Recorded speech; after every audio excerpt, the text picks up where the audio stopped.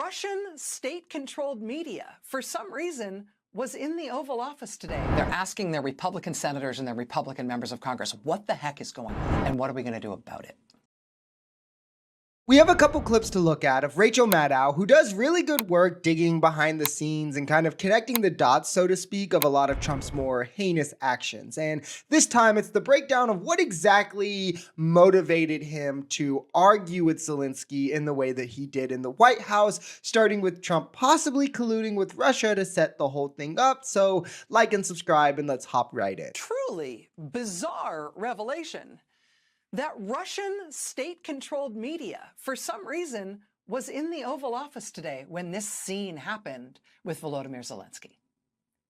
Now, to be clear, the Trump White House will not allow the Associated Press or Reuters into the Oval Office to cover White House events anymore, but somehow TASS media, Kremlin-controlled Russian state media, somehow made their way into the Oval Office for this berating of the Ukrainian president today, and Russian state media was in the Oval Office somehow live streaming from the event. This is really, really important. As she mentioned, American reporting publications that are ostensibly left-leaning, like AP or Reuters, have been barred from entry to the White House events in the Oval Office for such as little, or for as little as not indulging in the rhetoric chosen by the Trump administration that they prefer. But apparently that doesn't extend to Russian government-controlled, Russian government-funded propaganda media stations, ones that have called the likes of our National Intelligence Director, Tulsi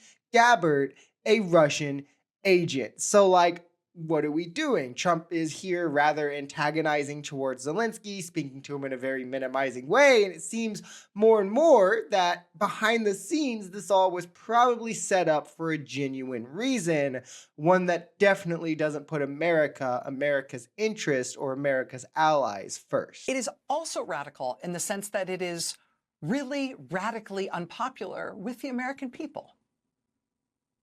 I mean, you can see that in the polling. Quinnipiac poll this month. Should the U.S. trust Vladimir Putin? Yes, 9%. No, 81%. Here's another one, the Economist YouGov poll out this month.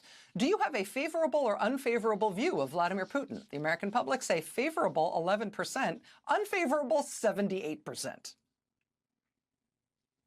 The American people are not clamoring for us to ally ourselves with Vladimir Putin. Remember when Elon said that Trump was doing the will of the people and that's why we're a democracy, and if not, it's a bureaucracy and blah, blah, blah. Well, here it is, clear as day, something wildly unpopular with the American people, and yet Trump is still pushing forward with it.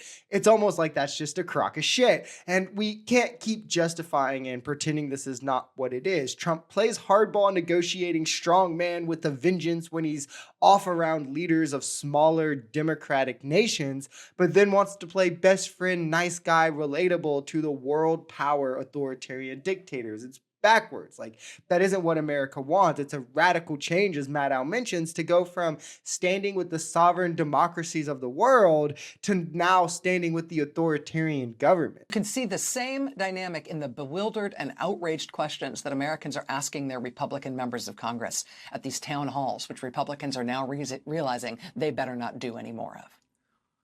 They're asking their Republican senators and their Republican members of Congress, what the heck is going on? What is going on here? But let's be clear.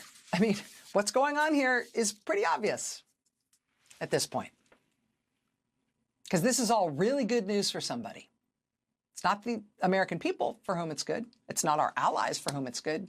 And this is nothing that anyone campaigned on, and it is nothing that anyone has any political mandate for at all. And so why are we doing it? And what are we going to do about it? Trump was largely hush-hush about this on the campaign trail, and now we know why. He was actually openly refusing to discuss it, saying, oh, well, I'll have it done on day one, but I'm not disclosing anything. And it's because, again, his entire plan is, as we're saying, to cozy up to the authoritarian dictator and give them wherever. When we're on the campaign trail, we were led to believe that he would have this over by day one. It would be quick and beautiful, and Ukraine would be happy and all of this. And now we're stretching into March. He's calling Zelensky a dictator, acting like Ukraine started the war, is telling him him to take whatever he offers him, right? Or the United States is out and now you don't even get anything. And if this wasn't promised or discussed on the campaign trail and it's wildly unpopular with the American people, it does beg the exact question: who is this for and why? What did Putin have to do to get Trump this far in his pocket? And for how long are we as a country, as the people of this country, going to pretend it's not an issue?